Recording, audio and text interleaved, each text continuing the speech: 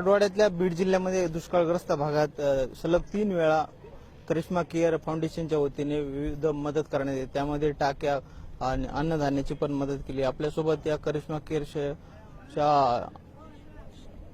आहेत, त्यांना विचारू एकंदरीत काय सांगाल? माझं नाव नीलम ठुटेजा आहे आणि मी करिश्मा केअर फाउंडेशनची अध्यक्ष आहे.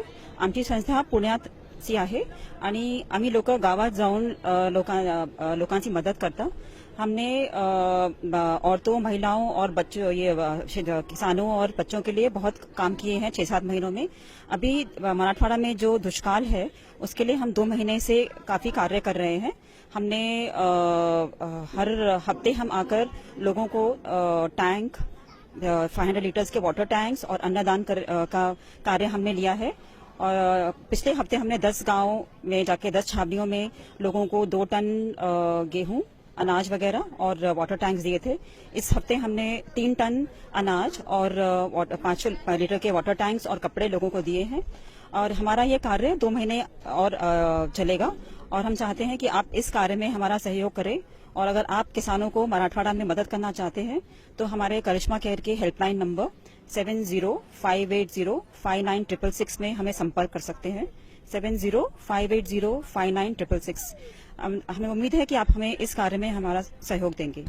धन्यवाद। अजूनही त्यांच्या संस्थेचे काही पदाधिकारी त्यांना विचारू काय सांगाल? गेल्या काही दिवसांमध्ये सातत्याने दुष्काळग्रस्त भागाला मदत केली जाते. कुठल्या पद्धतीने मदत केली जाते काय सांगाल? आम्ही लोक इथं दुष्काळग्रस्त शेतकऱ्यांना मदत करण्यासाठी इथं येतोय. आम्ही 2 महिन्यापासून ही ड्राईव्ह आम्ही चालू केली आहे. आम्ही लोकांसाठी जुने कपडे, धान्य आणि वॉटर साठण्यासाठी वॉटर टँक्स आणलेत. आम्ही लोकांना एकच अर्ज करतो की पुढे या, इथं परिस्थिती खूपच गंभीर आहे आणि आम्ही रिक्वेस्ट करतो की पुढे येऊन आम्हाला सहकार करा आणि साथ द्या. आमचा हेल्पलाईन नंबर आमच्या ट्रस्टींनी जसं सांगितलं 7058059666. थँक्यू. एकंदरीत आपण पाहिलं की मराठवाड्यातल्या दुष्काळग्रस्त भागात विविध माध्यमातून मदत केली जाते.